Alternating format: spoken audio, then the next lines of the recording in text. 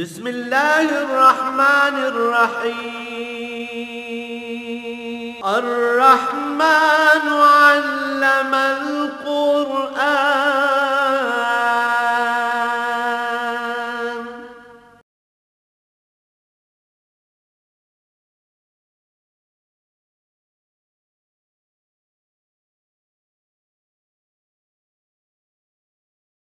الحمد لله رب العالمين والصلاة والسلام على حبيبه محمد وآله وصحبه أجمعين. أعوذ بالله من الشيطان الرجيم. بسم الله الرحمن الرحيم. إن الذين كفروا وظلموا لم يكن الله ليغفر لهم ولا ليهديهم طريقا إلا طريق جهنم خالدين فيها أبدا وكان ذلك على الله يسيرا. يا أيها الناس قد جاءكم الرسول بالحق من ربكم فآمنوا خيرا لكم وإن تكفروا فإن لله ما في السماوات والأرض وكان الله عليما حكيما. اللهم سبحانك لا علم لنا إلا ما علمتنا إنك أنت العليم الحكيم. مولاي صل وسلم دائما أبدا على حبيبك خير الخلق كلهم. إن الذين كفروا وظلموا لم يكن الله ليغفر لهم ولا ليهديهم طريقا إلا طريق جهنم خالدين فيها أبدا وكان ذلك على الله يسيرا. یقیناً جو لوگ کفر کرتے ہیں، انکار کرتے ہیں عظمت الہی کا، اللہ کے دین کا، ضروریات دین کا، وظلموا، اور صرف انکار پر بس نہیں ہے، پھر ظلم بھی کرتے ہیں۔ ظلم ہوتا ہے، عربی میں ظلم کا معنی ہے وضع الشیء فی غیر محلہ، کسی چیز کو ایسی جگہ رکھنا جو اس کے لیے جگہ نہ ہو، یعنی غلط جگہ پر رکھنا۔ کوئی بھی کام غلط طریقے سے کرنا ظلم کہلاتا ہے۔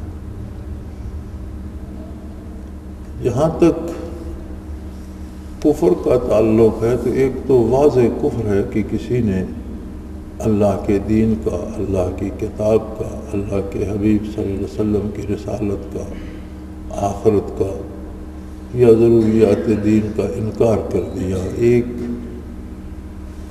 عالم کفر ہے جو واضح ہے۔ کچھ کفر ایسے ہیں جن کی طرف انسان کی نظر کم جاتی ہے، حالانکہ وہ بھی اتنے ہی شدید کفر ہیں اور برائی میں مبتلا کرتے ہیں، جیسے سود کو جائز سمجھ کر کھانا۔ تو کوئی بھی چیز جسے شریعت نے حرام کیا ہے، اگر حرام بھی کھایا جائے تو نبی علیہ السلام کا ارشاد عالی ہے کہ حرام کو حرام کھا کر جان کر کھانے والا جو ہے، اس کا وہ گوشت نبت من السحت، بدن کا وہ حصہ، وہ گوشت جو حرام سے بنے گا، النار اولی بہ او کما قال رسول اللہ صلی اللہ علیہ وآلہ وسلم، وہ آگ ہی میں جلے گا۔ حضور صلی اللہ علیہ وسلم نے فرمایا کہ بعض لوگ ایسے ہوں گے جن کی نجات تو ہو جائے گی، لیکن انہوں نے کبھی حرام کھایا ہوگا۔ اب حرام کھانے سے توبہ کر لی، بعد کے اعمال سدھر گئے، نجات ہو گئی، لیکن جو گوشت حرام سے بنا ہے وہ دوزخی میں جلے گا۔ تو حضور صلی اللہ علیہ وسلم نے فرمایا کہ ان کو تب تک دوزخ میں جلنا ہوگا جب تک جسم کے وہ اجزاء جو حرام سے بنے ہیں وہ جل جائیں، پھر اللہ کریم انہیں نکالیں گے اور دوسرا گوشت عطا فرمائیں گے۔ یعنی حرام کا کوئی ذرہ جنت میں نہیں جائے گا۔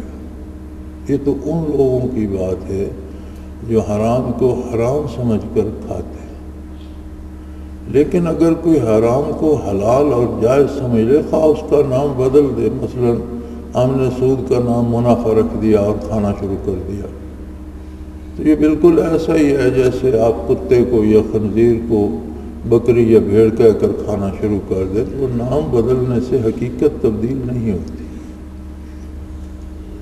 پھر دنیا میں اس کا جو اثر ہوتا ہے انسانی زندگی پر وہ یہ ہوتا ہے کہ جو کفر کرتا ہے وہ ظلم میں مبتلا ہو جاتا ہے، اس کا کردار خراب ہو جاتا ہے، وہ برائی میں مبتلا ہو جاتا ہے، برے کام کرتا ہے، نیکی سے ہٹ جاتا ہے۔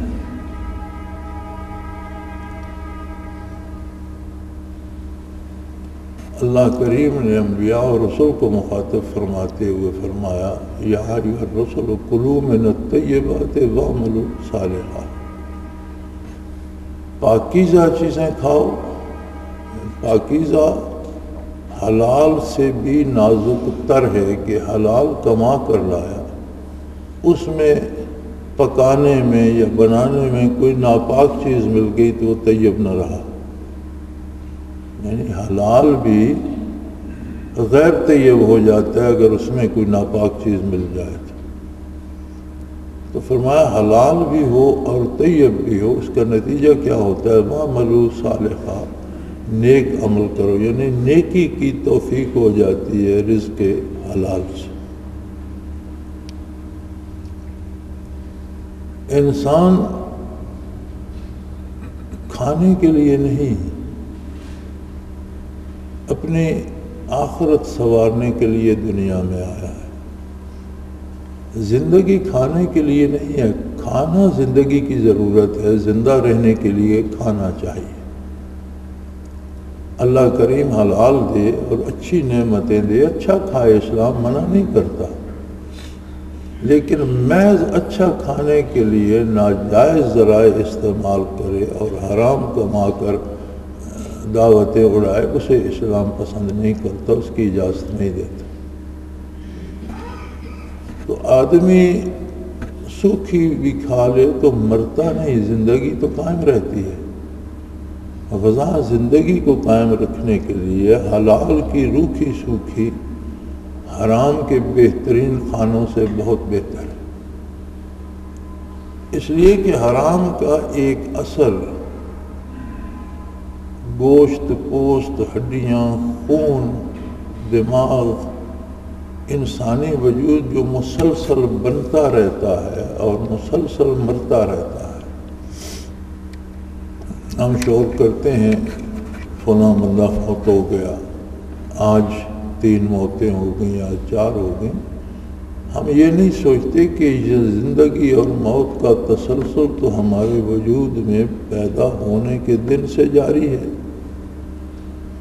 لاکھوں سیل روزانہ مرتے ہیں اور لاکھوں نئے سیل پیدا ہوتے ہیں، ایک عمل ہے جو جاری ہے۔ اب اگر کوئی حرام کھانا شروع کرتا ہے تو جو اس سے سیل بنیں گے، جو خون کے قطرات بنیں گے، جو دماغ کو پہنچے گی قوت، جو دل کو پہنچے گی، جو حرام سے پہنچے گی، وہ وہاں صالح اور نیک سوچ پیدا نہیں کرے گی۔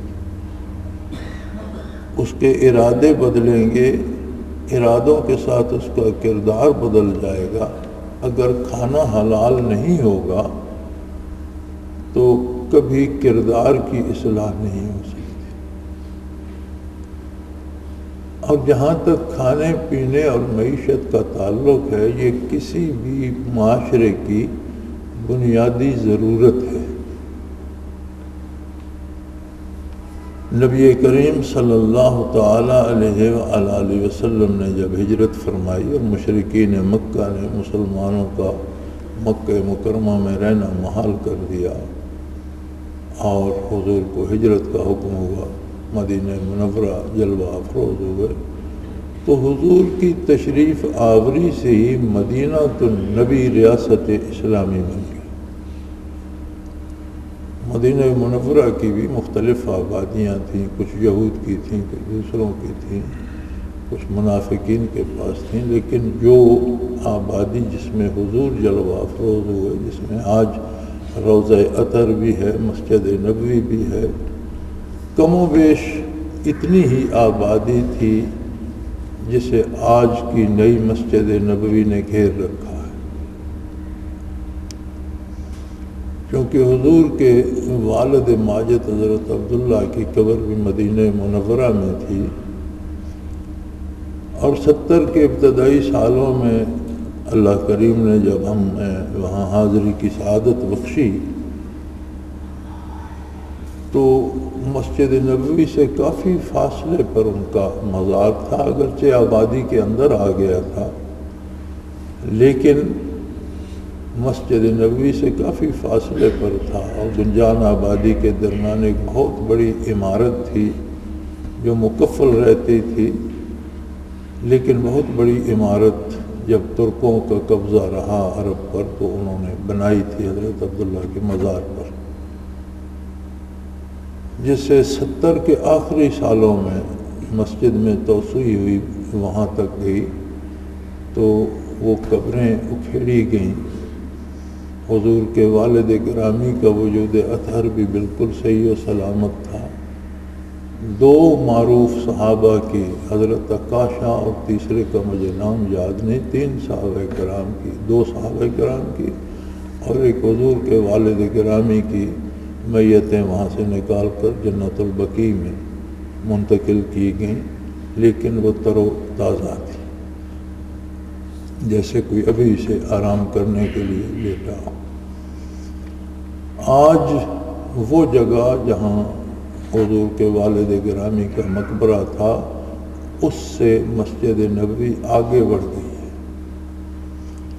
تو جب ان کی تدفین عمل میں لائی گئی تھی، اس وقت وہ حصہ اس زمانے کی مدینہ منورہ کی آبادی سے باہر تھا، آبادی کے قریب تھا لیکن آبادی سے باہر تھا اور قبرستان تھا۔ تو اس انداز سے دیکھا جائے تو لگتا ہے کہ اللہ کریم نے جس بستی میں آپ اللہ کے حبیب صلی اللہ علیہ وسلم مقیم رہے، وہ ساری کو سجدہ گاہ بنا دیا ہے اور مسجد بنا دی۔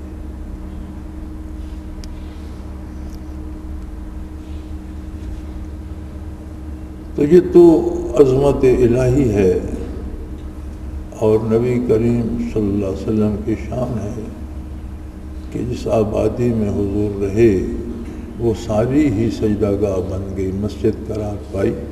تو یہ چھوٹی سی آبادی تھی جس میں حضور جلوہ افروز ہوئے ہجرت فرما کر، اور یہ ریاست اسلامی کی بنیاد پڑی، یہ آبادی اسلامی ریاست کی بنیاد بنی۔ تو اس میں سب سے پہلا کام جو حضور اکرم صلی اللہ علیہ وسلم نے فرمایا وہ تھی مواخات،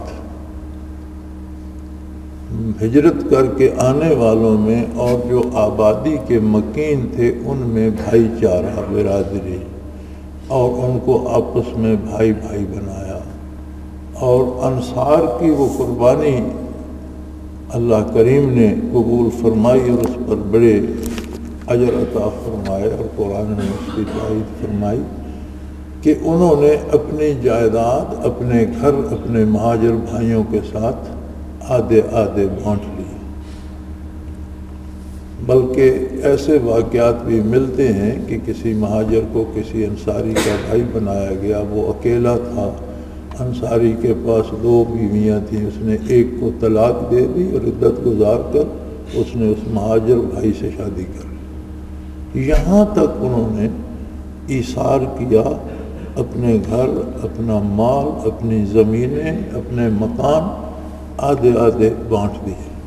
یہ پہلا کام تھا جسے مواخات کہتے ہیں۔ اس کے ساتھ حضور اکرم صلی اللہ علیہ وآلہ وسلم نے تمام صحابہ کرام رضوان اللہ علیہم اجمعین کو کام پر لگنے کی ہدایت کی، یعنی پہلا کام مواخات تھا، آپس میں بھائی چارہ، اور دوسرا کام تھا حصول رزق کے جائز اور حلال ذرائع اختیار۔ جو کھیتی باڑی جانتے تھے وہ کھیتی باڑی پہ لگ گئے، جو زراعت جانتے تھے زراعت پہ لگ گئے، جو مزدوری کر سکتے تھے اور کوئی کام نہیں آتا تھا وہ مزدوری پہ لگ گئے، جو تجارت کے فن سے واقف تھے انہوں نے تجارت شروع کر دی۔ تو معیشت کو، اس چھوٹی سی ریاست کی معیشت کو بحال کیا گیا کہ ہر نفس تک رزق حلال پہنچے۔ یہاں تک کہ ایک واقعہ ملتا ہے کہ ایک صحابی انتہائی لاچاری کی حالت میں بارگاہ رسالت میں پہنچے کہ یا رسول اللہ کچھ کھانے کو بھی نہیں اور کوئی وسیلہ نہیں مل رہا، مزدوری چاہوں تو بھی نہیں ملی کئی دن سے، کام کرنے کے لیے پاس کوئی شے نہیں ہے، تو میں کیا کروں؟ حضور صلی اللہ علیہ وسلم نے فرمایا کہ تمہارے گھر میں کچھ ہے؟ عرض کی یا رسول اللہ گھر میں کیا ہوگا، ایک توا ہے روٹی پکانے کا، چند برتن ہیں جو کھانے پینے کے ہیں، پرانے برتن ہیں میرے گھر میں، اللہ کا نام ہی ہے، اس کے سوا کچھ نہیں۔ فرمایا وہ لے آؤ۔ چنانچہ وہ گھر واپس گئے اور جو کچھ گھر میں تھا، چند رکابیاں تھیں یا کوئی دیگچا تھا یا توا، جو کچھ تھا وہ سارا اٹھا کے لے آئے۔ حضور صلی اللہ علیہ وسلم نے ایک صحابی کو وہ چیزیں دیں اور فرمایا انہیں بازار میں بیچ کر ایک رسی اور ایک کلاڑا خرید لاؤ۔ وہ اتنے ہی کی بکیں کہ ایک کلہاڑی آئی اور ایک رسی، وہ چیزیں بیچ کر وہ خرید کر لے آئے۔ تو حضور نے اسے عطا فرمایا اور فرمایا جنگل میں جاؤ، لکڑیاں کاٹ کر گٹھا لے آؤ اور بیچ کر اپنے بچوں کے لیے کھانا خرید لو۔ یہ نوزائیدہ مملکت کی معیشت استوار کرنے کا کام تھا۔ اب یہ بھی ہو سکتا تھا کہ حضور صلی اللہ علیہ وسلم کے پاس کوئی چیز آتی اسے عطا کر دیتے، اس وقت تو وہ چلا جاتا، لیکن وہ ایک وقت کا، دو وقت کا کھانا مل جاتا، یا کھجوریں مل جاتی یا دودھ مل جاتا، اس سے اس کی عمر تو بسر نہ ہوتی۔ حضور صلی اللہ علیہ وسلم نے فرمایا کہ گھر میں برتن نہ بھی، اس میں کوئی مدد نہیں فرمائی کہ کوئی اسے چندہ دے، فرمایا نہیں، جو کچھ ہے اس سے شروع کرو۔ ہمارے لیے یہ مشعل راہ ہے کہ ہم منتظر رہتے ہیں کہ کوئی مجھے کچھ دے دے، کوئی مجھے کیوں کچھ دے، کیا میرا اللہ رازق نہیں، میں اللہ کی مخلوق نہیں؟ تو میں اللہ سے کیوں نہ مانگوں؟ اور اللہ سے مانگنے کا طریقہ اور سلیقہ یہ ہے کہ جائز اور حلال وسائل اختیار کیے جائیں۔ اللہ کریم سے لینے کا جو سلیقہ ہے، ہر کام کا ایک طریقہ ہوتا ہے۔ ابھی آج ایک خط تھا کہ جو ہمارا بڑا بھائی ہے وہ پہلے بھی اس نے بینک سے سود لے لیا تو وہ 3 لاکھ ہو گیا، اس کی گرفتاری کے وارنٹ آ گئے، تو ہم سب گھر والوں نے ملا کر وہ پیسے جمع کرائے، اس کی جان چھڑائی۔ اب پھر وہ چیختا پھرتا ہے اور بینک والے پیچھے وہ آ گیا کہ اس نے پھر سود لے لیا۔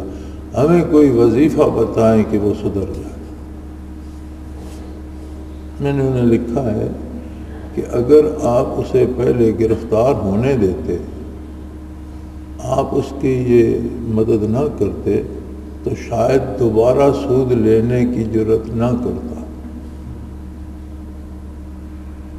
آپ کو ادا کرنے ہی تھے تو اسے گرفتار ہونے دیتے، اسے جیل جانے دیتے، اس کے بعد بھی آپ عطا کر سکتے تھے۔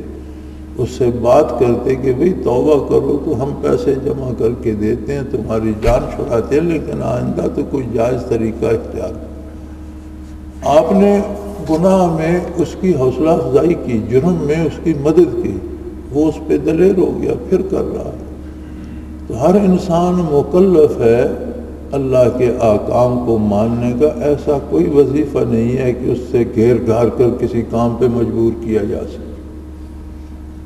اگر یہ دار عمل میں لوگ وظیفوں سے مجبور ہو کر کام کریں تو پھر محاسبہ کس بات کا ہوگا؟ پھر تو ان کے پاس سادہ سی بات، یہ کام کیوں کیا جی؟ کسی نے وظیفہ پڑھا تھا، میں مجبور ہو گیا، میں نے کر دیا۔ پھر تو آخرت کا تصور ہی باطل ہو جاتا ہے. پتہ نہیں لوگ سوچتے کیا ہیں اور یہ چیزیں کہاں سے لیتے ہیں. یہ غالباً ہندوؤں سے، ہندو میتھالوجی سے آ گئی ہیں کہ فلاں نے منتر پڑھا اور فلاں یہ کام کرنے پہ مجبور ہو گیا. ایسا نہیں ہوتا. دنیا دار عمل ہے. خود ذات باری نے احکام نازل فرمائے ہیں اور جو انکار کر دیتا ہے اس کو بھی وہ مجبور نہیں فرماتا. کہتے دنیا میں جتنی مہلت ہے تیرے پاس، تیرے مقدر میں جو روزی ہے وہ بھی دوں گا، تجھے فرصت بھی دے رکھی ہے، تو جو کچھ اپنے لیے چاہتا ہے خرید لے.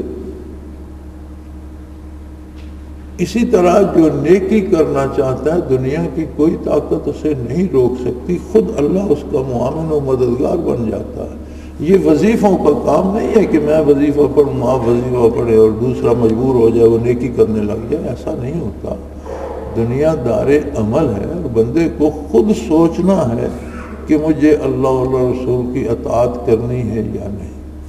تو یہ جو اس قسم کے کفر ہیں، بعض اوقات ہم باتوں باتوں میں توہین کے مرتکب ہو جاتے ہیں بارگاہ علی میں، اور اگر کسی سے نادانستہ بھی حضور اکرم صلی اللہ علیہ وسلم کی شان میں گستاخی ہو گئی تو مارا گیا. تمام نیکیاں ضائع گئیں اور اسلام سے خارج ہو گیا. توہین رسالت کفر. حضرت رحمۃ اللہ تعالیٰ علیہ مناظر تھے اور کسی ایک فرقے کے خلاف نہیں، تمام فرقے باطلہ کے خلاف مناظر تھے. تقسیم ملک سے پہلے عیسائیوں سے، ہندوؤں سے، سکھوں سے، مذاہب عالم کا مطالعہ حضرت نے کر رکھا تھا. آپ کے پاس کتابیں تھیں. لیکن جب ہمارے ہاں ایک رواج ہو گیا تھا مسلمانوں میں کہ خود حضور کی ذات ستودہ صفات پہ مناظرے شروع ہو گئے اور بڑے ہوئے. ایک فریق کہتا تھا حضور علم غیب نہیں جانتے، ایک کہتا تھا جانتے ہیں، چلو مناظرہ شروع ہو. حضرت رحمۃ اللہ نے کسی ایسے مناظرے میں شرکت نہیں فرمائی اور منع فرمایا کرتے تھے کہ موضوع مناظرہ ذات پیغمبر صلی اللہ علیہ وسلم کو نہ رکھو. مناظرے میں بات اونچی نیچی ہو جاتی ہے. مناظرے میں سوال جواب کرتے ہوئے بعض اوقات تلخ جملے آ جاتے ہیں. اگر ذات پیغمبر صلی اللہ علیہ وسلم کو موضوع بحث بناؤ گے تو ہو سکتا ہے ارادتاً نہ صحیح غیر ارادی طور پر توہین کے مرتکب ہو جاؤ. تو توہین کا مرتکب کوئی غیر ارادی طور پر بھی ہوا تو کافر ہو جائے.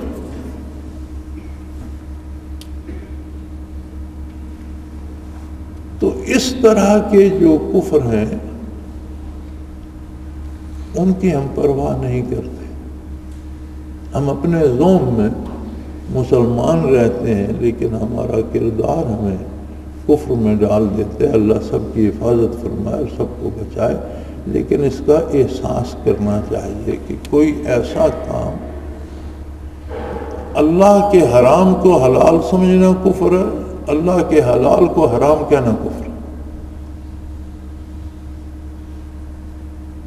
تو فرمایا جو حرام کھاتا ہے، ظلم کرتا، کفر کرتا ہے، پھر وہ ظلم کرتا ہے، لم یکن اللہ لیغفر لہم، اللہ کا فیصلہ یہ ہے کہ کفر کرنے والے اور ظالم کو کفر بھی کرے اور ساتھ ظلم بھی کرے تو کفر کی نجات نہیں ہوگی. اللہ انہیں کبھی معاف نہیں فرمائے.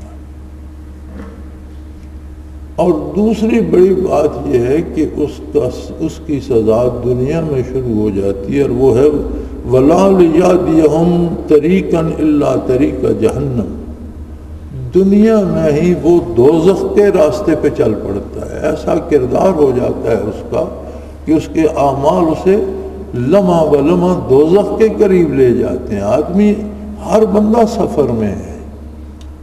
ہر شخص پیدائش سے لے کر موت تک ہر لمحہ، ہر گھڑی، ہر قدم، ہر سانس ہم ایک سمت چل رہے ہیں. وہ سمت کون سی ہے؟ دو ہی مقام ہیں، جہنم یا جنت.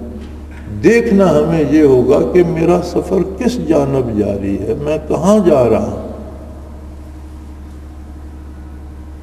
وہ جو کسی نے کہا تھا کہ ترسم نرسی بقابہ اے عربی این راہ کے میروی بترکستان است، کہ اے عربی، اے دیہات کے رہنے والے، میں ڈرتا ہوں کہ تو کعبے نہیں پہنچ پائے گا، کیونکہ جس راستے پہ تو چل رہا یہ راستہ ترکستان کو جاتا ہے۔ تو صرف چلنا مقصد نہیں ہوتا، سمت کا درست ہونا، راستے کا صحیح ہونا ضروری ہوتا ہے۔ صرف عمل نہیں، عمل میں اتباع سنت کا ہونا ضروری ہے۔ کتاب و سنت کے مطابق عمل کا ہونا بندے کو اپنی منزل پہ پہنچا دے گا، ورنہ وہ بھٹک جائے گا۔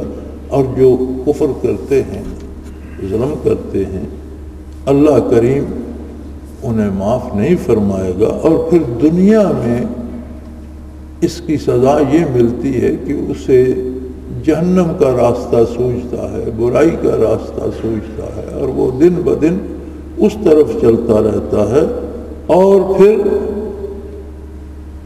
خالدین فیہا، جو بحالت کفر جہنم میں پہنچا اسے ہمیشہ ہمیشہ جہنم میں رہنا پڑے گا۔ خالدین فیہا ابدا، ہمیشہ ہمیشہ وہ جہنم میں رہے گا۔ وَقَانَ ذَلِكَ عَلَى اللَّهِ يَسِيرًا، اور اللہ کے لیے یہ کوئی مشکل نہیں ہے، اللہ کریم کو کوئی تکلف نہیں کرنا پڑے گا، یہ کوئی مشکل کام نہیں ہے۔ وہ تو بندے کی اپنی مشقت ہے کہ وہ خود محنت کر کے، خود زور لگا کر، خود دوڑ کر، خود چل کر جہنم کی طرف جا رہا ہے، تو جائے، اللہ کو اس کی کوئی پرواہ نہیں۔ پھر بڑے پیار سے فرمایا اور ساری انسانیت کو خطاب فرمایا، یا ایھا الناس، اے اولاد آدم، اے لوگو، اے انسانو، قد جاءکم الرسول بالحق من ربکم،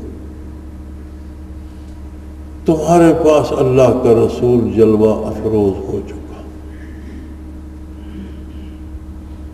نبی رحمت تشریف لا چکے، اور حق کے ساتھ تشریف لائے۔ آپ کا ہر ارشاد، ہر فعل حق ہے، اور حضور تشریف لائے ہیں تمہارے پروردگار کی طرف سے، جس نے تمہیں پیدا کیا ہے، جو تمہیں پال رہا ہے۔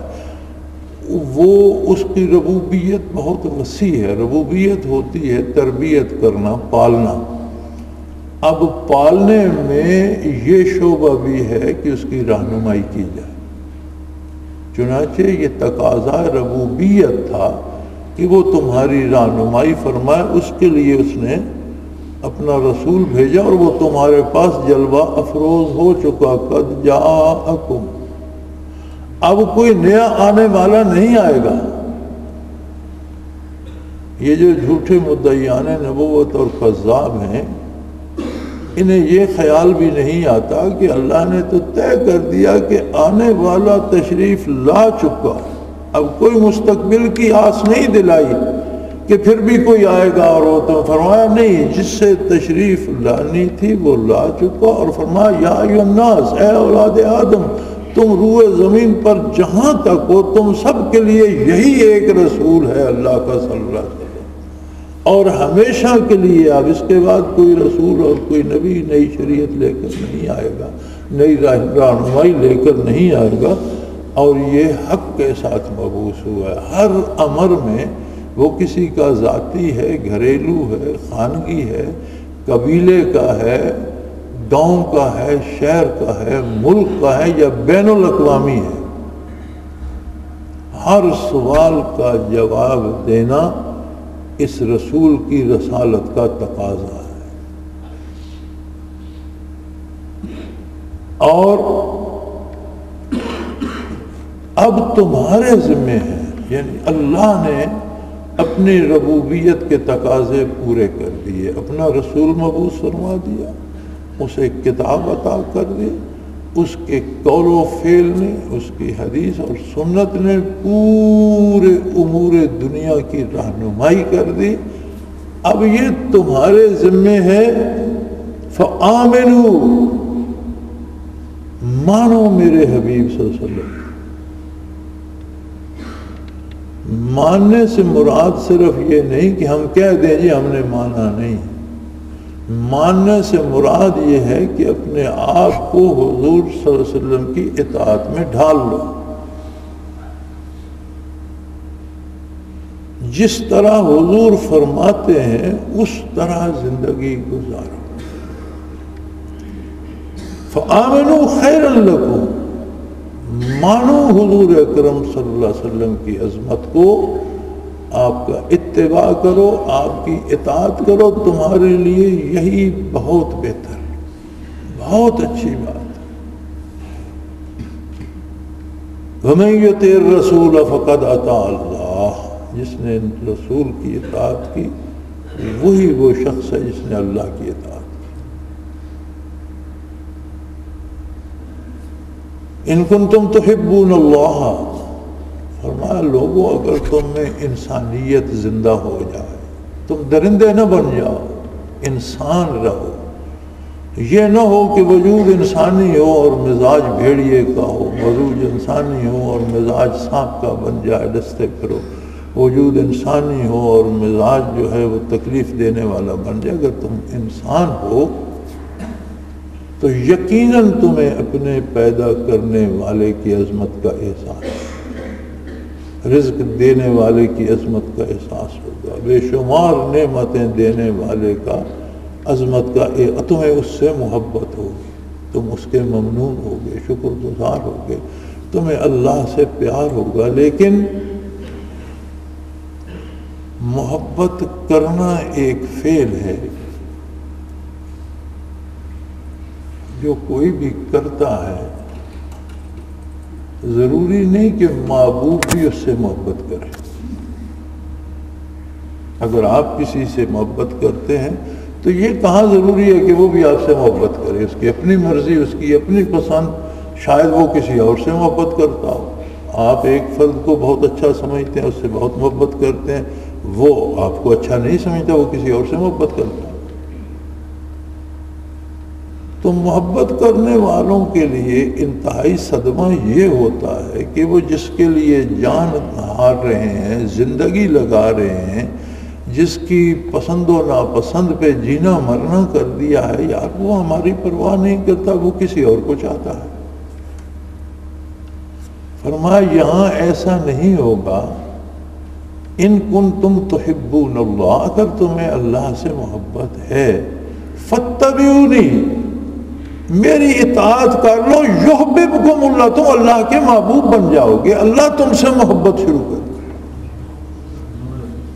پھر تم محبوب قرار پاؤ گے، اللہ تم سے محبت کرے گا، یعنی تم پھر عاشق سے معشوق بن جاؤ گے۔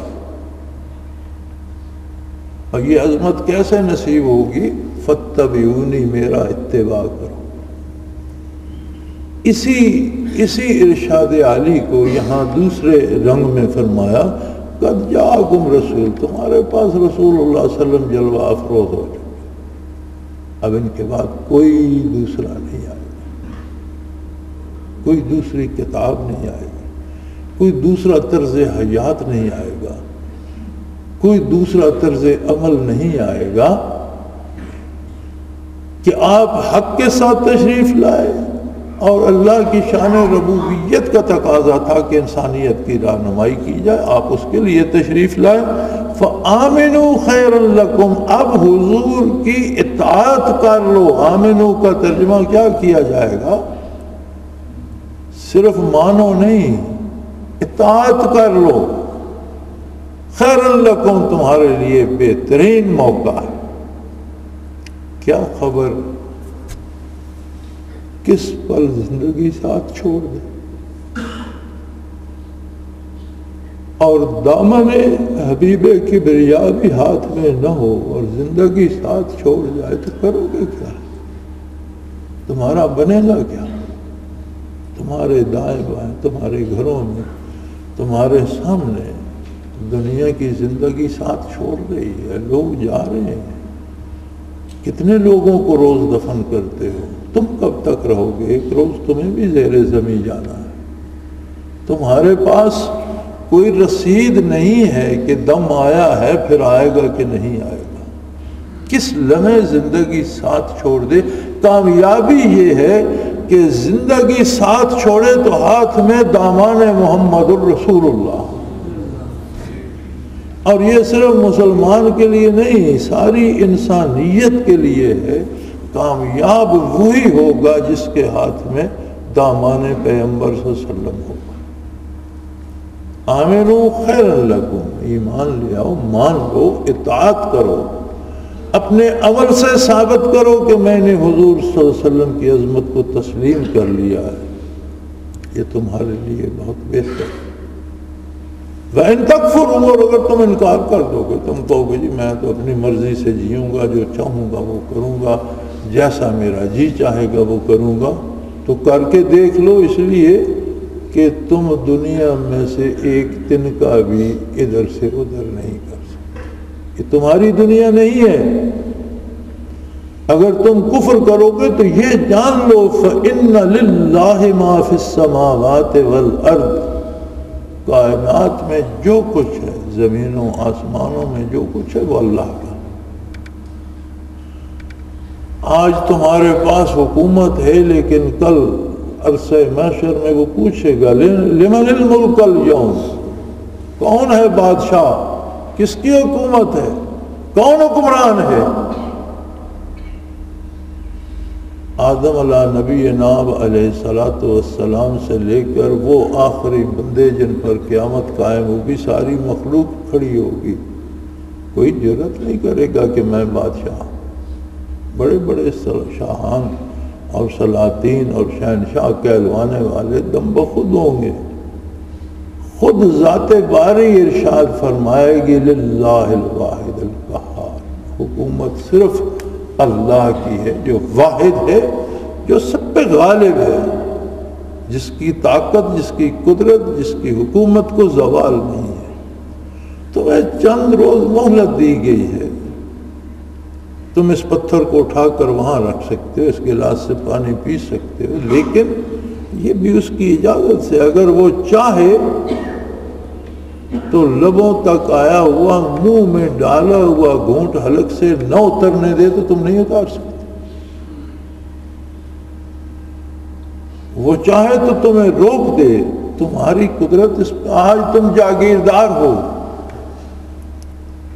کل تمہارے پاس نہ قیمتی گھڑی ہوگی، نہ تمہاری انگلی میں قیمتی انگوٹھی ہوگی، نہ تمہارے ساتھ تمہاری قیمتی گاڑی ہوگی، نہ تمہارے ساتھ تمہاری جاگیر ہوگی، نہ تمہارے ساتھ تمہارا سرمایہ ہوگا۔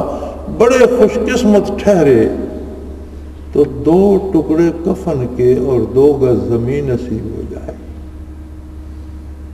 بہت خوش قسمت ٹھہرے تو اس دنیا کے مال سے تمہیں 2 انسلے کپڑوں کا کفن اور 2 گز زمین مل جائے گی۔ اس کے علاوہ جاگیر، جائیداد، انگوٹھیاں، گھڑیاں، گاڑیاں، موٹریں، بینک بیلنس، سرمایہ، تو وارث بانٹ لیں گے، تو لوگوں کی ہو جائیں گے۔ تمہارے دم نکلنے کی دیر ہے، لوگوں کے پاس کب تک رہیں گے؟ فرمایا ان کے دم نکلنے کی دیر ہے، پھر کسی اور کی ہو جائے گی۔ یہ تو چلتا رہے گا، یہ کارگہ عالم ہے۔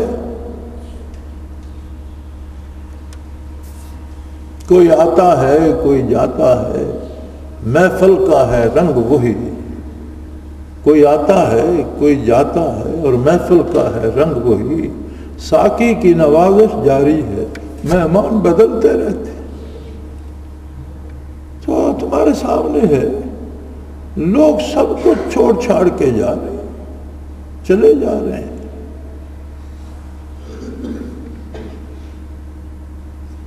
رات دن زیر زمین لوگ چلے جاتے ہیں، دن کو راتوں کو دفن ہو رہے ہیں، جا رہے ہیں۔ اور وہ بھی خوش قسمت ہیں جنہیں قبر نصیب۔ کتنے ایسے ہیں جو جل جاتے ہیں، جو صحراؤں میں رل جاتے ہیں، جنہیں گدھ اور درندے کھا جاتے ہیں۔ سو میاں کرنے کا کام یہ ہے کہ تمہارے پاس رحمت للعالمین تشریف لا چکے، جلوہ افروز ہو چکے، اور آج بھی نبوت انہی کی ہے، جو کل گزر گیا انہی کی نبوت تھی، جو کل آ رہا ہے نبوت انہی کی ہوگی قیامت تک۔ فرمایا کتنے بد نصیب ہو کہ تم اس دار دنیا میں اتنے کھو جاؤ کہ محمد رسول اللہ صلی اللہ علیہ وسلم کو نہ پہچان سکتے۔ جو ایسا کرے گا اس سے بڑا بد نصیب کون ہوگا؟ کیا وہ دنیا سے کچھ لے جائے گا؟ نہیں۔ فَإِنَّ لِلَّهِ مَا فِي السَّمَاوَاتِ وَالْأَرْضِ، ارض و سما میں جو کچھ ہے وہ صرف اللہ کا ہے۔ وَكَانَ اللَّهُ عَلِيمًا حَكِيمًا، اور یاد رکھو اللہ کریم دانا تر ہے، ہر بات کو جانے، یہ اس کی حکمت کا تقاضا ہے۔ وہ حکیم ہے کہ ہر شخص کو تھوڑی سی مہلت دے دی، کسی پر جبر نہیں فرمایا، اسے اختیار دے دی، اور اس کے سامنے خود تعریف فرما رہا ہے اپنے حبیب کی۔ غالب نے کہا تھا نا، غالب ثنائے خواجہ و یزداں گذاشتے کہاں ذات پاک مرتبہ دان محمد صلی اللہ علیہ وسلم، کہ ہم حضور کی تعریف و توصیف اور نعت کا کام اللہ کریم پر چھوڑتے ہیں۔ وہی ایک ذات ہے جو حضور کی تعریف کا ماحق کر سکتی ہے، ہم تو عظمت رسالت کو جان بھی نہیں سکتے۔ قدم قدم پر رہنمائی فرما رہا ہے، حضور کی تعریف فرما رہا، اور فرما دونوں جہانوں کی سلطنت حضور کی غلامی میں ہے، اگر نہیں کرو گے اللہ کا کچھ نہیں بگڑے گا، اپنے آپ کو تباہ کر لو گے اور ہمیشہ ہمیشہ دوزخ نصیب مقدر ہو جائے گی۔ اس سے بچو، اللہ کریم تمام مسلمانوں کو جہنم سے بچائے، کفر سے بچائے، ظلم سے بچائے، ہمارے گناہ معاف فرمائے اور نیکی کی توفیق عطا فرمائے۔ وآخر دعوانا ان الحمدللہ رب العالمین۔ اللہ اللہ اللہ اللہ اللہ اللہ اللہ اللہ۔